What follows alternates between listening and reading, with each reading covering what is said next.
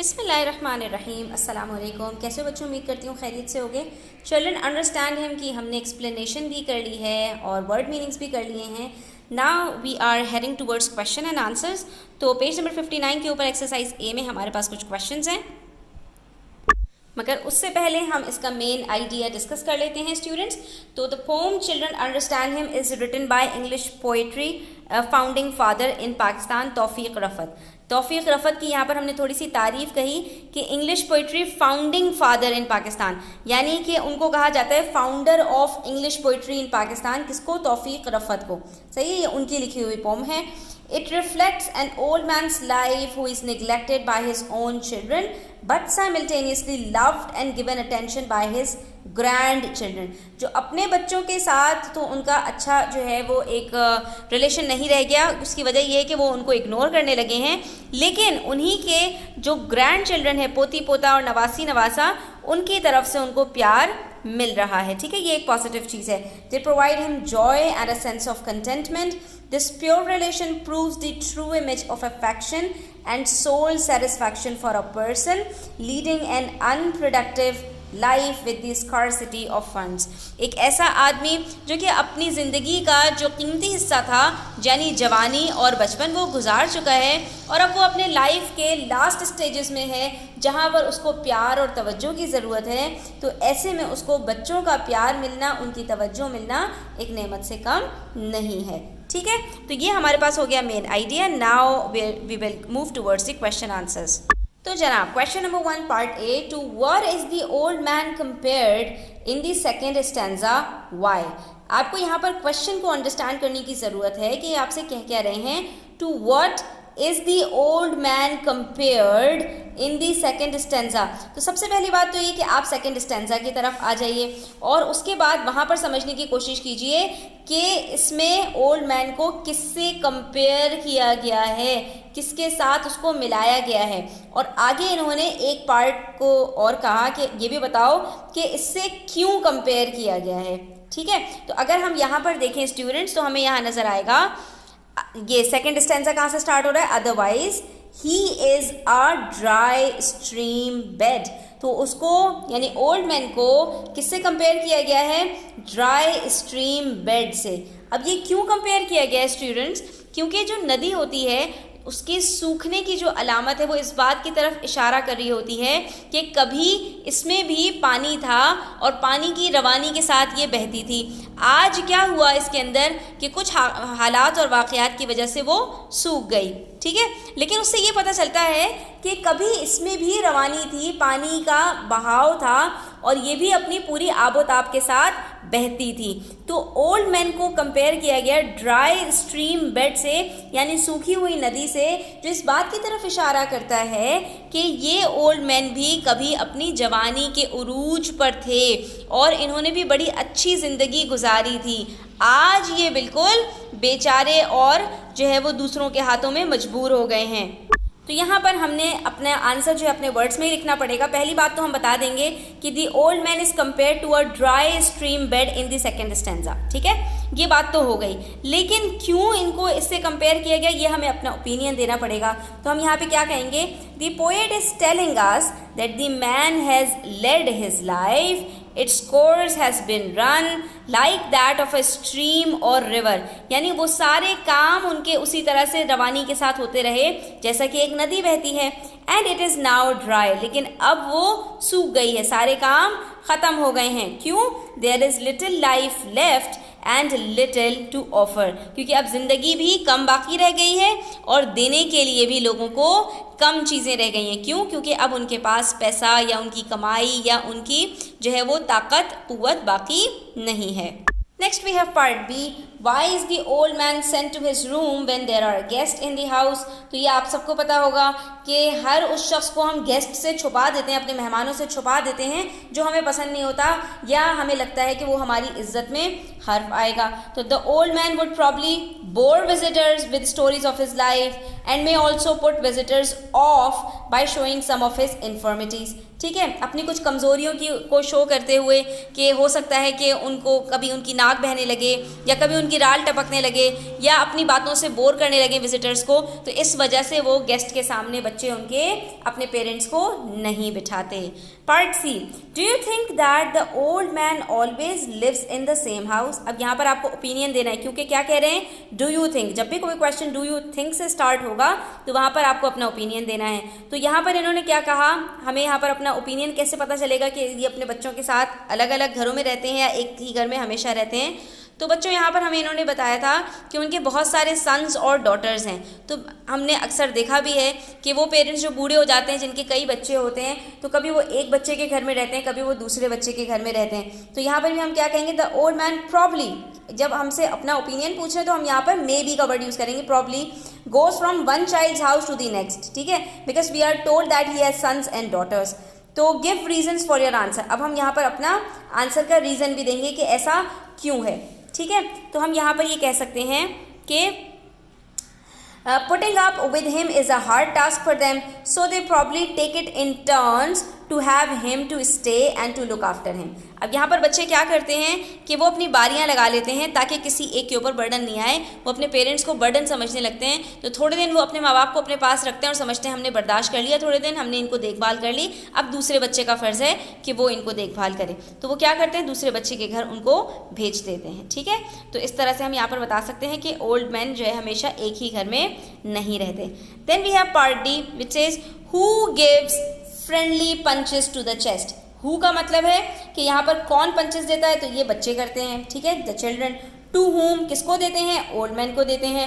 Who gives the damp kisses, اور in return جو old man ہے وہ ڈیمپ کسز وہ جو ہے وہ بچوں کو دیتے ہیں.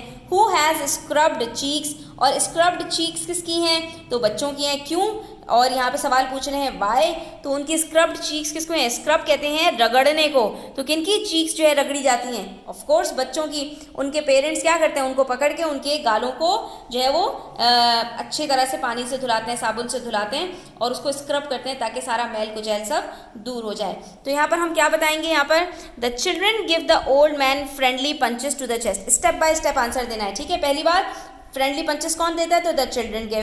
اس کے بعد پھر جو ہے ڈیمپ کسز کون دیتا ہے, the old man gives his grand children damp kisses. اس کے نا پارٹ 2 کا بھی آنسر آ گیا کہ کس کو دیتے ہیں, اولڈ مین کو. اس میں بھی پارٹ 2 کا آنسر آ گیا کس کو دیتے ہیں, گرینڈ چلڈرن کو. ٹھیک ہے, آن دیئر اسکرب چیکس. اس کے بعد اسکرب چیکس کس کی ہوتی ہیں, دا childrens checks are اسکربڈ by their parents. اور کیوں اسکربڈ ہوتی ہیں, because when they are dirty their parents scrub them. تو ان کے پیرنٹس ان کو رگڑ رگڑ کے منہ دھلاتے ہیں. Next we have part E. ٹھیک ہے, یہاں پر ہم سے کہہ رہے ہیں do the recipients of the punches and kisses like these things. Recipient کا مطلب جو ریسیور ہیں, یعنی کہ جن کے اوپر جن کو پنچز مل رہے ہیں یا جن کو کسز مل رہے ہیں, کیا وہ ان چیزوں کو پسند کرتے ہیں. یعنی اولڈ مین جو کسز بچوں کو دے رہا ہے تو کیا بچوں کو وہ کس پسند آتی ہے, اور جو بچے پنچز کرتے ہیں اپنے گرینڈ فادر کو تو کیا گرینڈ فادر کو یہ پسند آتی ہیں. تو yes of course the recipients of the punches and kisses like these things. ٹھیک ہے, give reasons for your answer. اب ہمیں اس کا ریزن دینا پڑے گا, تو ہم یہاں پر بیکاز کر کے بتا سکتے ہیں کہ جب ہم بھی چھوٹے تھے اور ہم بھی اپنے جو ہے وہ گرینڈ پیرنٹس کے ساتھ اس طرح کا ریلیشن رکھتے تھے تو ہم اس کو کیوں لائک کرتے تھے. ہم یہاں پر پورا کا پورا آنسر بتا دیں گے. یس, the recipients of the punches and kisses like these things because they understand the old man and go to him as a sailing boat goes to a harbor. یہ بالکل اسی طرح سے ہے کہ یہ بچے گرینڈ پیرنٹس کے پاس اس طرح سے جاتے ہیں جیسا کہ ایک کشتی اپنے کنارے پر آ کر رکتی ہے. تو وہاں پر کیا ہوتا ہے, تھک ہار کے وہ کنارہ اس کو سکون دیتا ہے, یعنی وہاں سکون سے کھڑی ہو جاتی ہے. ٹھیک ہے, they feel safe on his knees. تو بچوں کو بھی ان کے گھٹنوں میں مزہ آتا ہے, سکون ملتا ہے اور ان کو سیف فیل ہوتا ہے. and they find his company friendly. اور ان کو یہ کمپنی یعنی دادا جی کی جو صحبت ہے وہ بہت اچھی لگتی ہے, اس میں ان کو بہت مزہ آتا ہے. وہ کہانیاں سناتے ہیں, وہ ان کے ساتھ کھیلتے ہیں, تو بچے اس کو بہت انجوائے کرتے ہیں کیونکہ بچے بھی پیار کے بھوکے ہوتے ہیں. Then we have part F. Can you think of anyone in your family who lives a life similar to that of the old man in the poem. تو اب اس کے اندر آپ کو یہ بتانا ہے کہ کیا آپ کے ریلیٹیوز میں بچوں کوئی ایسا آدمی یا خاتون ہے کہ جو اس طرح کی زندگی گزار رہے ہوں کہ ان کے بچے ان کو ٹائم نہیں دیتے ہوں, ان کے بچے ان کو اگنور کرتے ہوں, لیکن گرینڈ پیرنٹس جو گرینڈ چلڈرن ہیں وہ ان کے ساتھ اچھا سلوک کرتے ہوں. تو بچوں یہاں پر میں نے اپنے اس کا لکھ دیا, آپ یہاں پر کچھ اور لکھ سکتے ہیں. یس دیر is an old woman in my relatives whose children have abandoned her just because she talks a lot. ایک خاتون ہیں جو تھوڑا سا بولتی زیادہ ہیں تو ان کے بچوں نے ان کو چھوڑ دیا ہے, وہ اکیلے گھر میں رہ رہی ہیں. and they find it difficult to bear her burden. ٹھیک ہے, وہ ان کا بوجھ اٹھانا نہیں چاہتے. so she lives all by herself all alone. تو وہ بالکل اکیلی, بالکل تنہا رہتی ہیں, خود سے سارے کام کرتی ہیں. بٹ دا چلڈرن, اب اگر اچھی بات یہ ہے, جیسے وہاں پر ہم نے پڑھا تھا کہ بچے جو ہے وہ گرینڈ پیرنٹس کو خوش رکھتے ہیں, تو یہاں پر ایٹ لیسٹ ایک اچھا جو پوائنٹ ہے وہ یہ ہے, the children at least pay the rent and utility bills and provide Hare groceries, کہ وہ ان کو کھانے پینے کو بھی دیتے ہیں اور ان کے بلز وغیرہ پے کر دیتے ہیں. یعنی ان کو کمانے کی اب بہرحال ضرورت نہیں ہے اپنا خرچہ چلانے کے لیے, time to time and visit her time to time. ٹھیک ہے, اور جو ہے وہ ان کو وقتاً فوقتاً ملتے بھی رہتے ہیں اور ان کو سارے ان کی جو اخراجات ہیں اس کو بھی پورا کرتے رہتے ہیں. Next we have part G. What do you think is meant by the phrase living on memories? اپنے خیالوں میں زندہ رہنا, اپنے خیالات میں گم رہنے کو کیا کہتے ہیں اسٹوڈنٹس؟ تو living on memories refers to the thoughts and ریکلیکشنز of the old man. پرانی یادیں ہیں, ٹھیک ہے, اس سے مراد اور تھوڑی کچھ ہے, اس سے مراد ہے پرانی یادیں. ہی leaves in the past, relates stories of his life long ago and probably wishes for that life again rather than the current situation in which he finds himself. تو وہ یہی چاہتے ہیں کہ ان کی وہ زندگی لوٹ آئے جو ان کے جو ہے جوانی میں تھی, بٹ یہ اب پاسبل نہیں ہے, مگر ان کے لیے اس زندگی میں کوئی چارم موجود نہیں ہے.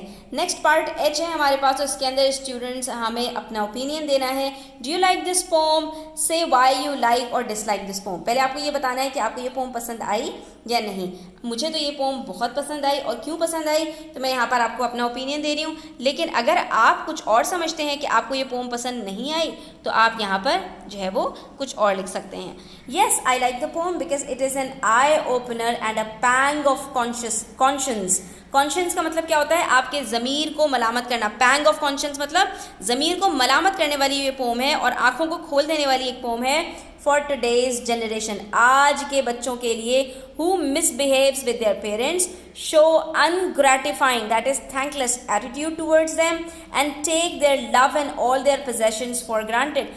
آج کے بچے بہت ہی زیادہ تھینکلیس ہو گئے ہیں, اپنے پیرنٹس کے ساتھ بدتمیزی کرتے ہیں, ان کو جو ہے وہ توجہ اور وہ رسپیکٹ نہیں دیتے جو کہ پیرنٹس ڈیزرو کرتے ہیں. ٹھیک ہے, تو دس پوم, اب میں نے دوسرا ریزن بتایا کہ مجھے یہ پوم اس لیے بھی پسند آئی کہ دس پوم نریٹس دا لیسن آف قرآن. اللہ تعالیٰ نے جو قرآن مجید میں ہمیں حکم دیا ہے, اس پوم کے اندر اس کا بھی لیسن ہمیں مل رہا ہے. Because Allah has forbidden us to even say off to our beloved parents. اپنے پیرنٹس کو ہمیں اف کہنے کو بھی اللہ تعالیٰ نے منع فرمایا ہے. It also teaches us to be humble, soft and compassionate. Compassionate کس کو کہتے ہیں؟ ہمدردی والا بیہیویئر. تو ہمیں اپنے پیرنٹس کے ساتھ اس طرح کا بیہیویئر رکھنا چاہیے towards them when they turn old and needs are attention and sympathy مور. جب ہماری توجہ اور ہماری ہمدردی کی ان کو ضرورت زیادہ ہو, اس وقت ہم ان کے سامنے اپنے بازو بچھا دیں. تو یہ بچے میں نے اپنے دل کی گہرائیوں سے لکھا ہے, اور آپ اس کے بارے میں کیا سوچتے ہیں تو آپ اپنی رائے کا اظہار کامنٹ سیکشن میں بھی کر سکتے ہیں. ویڈیو اچھی لگی ہو تو لائک کیجیے گا, کامنٹ کیجیے گا, اور اپنے فرینڈس کے ساتھ شیئر کر کے چینل کو سبسکرائب کیجیے گا. اپنا خیال رکھیے گا. اللہ حافظ.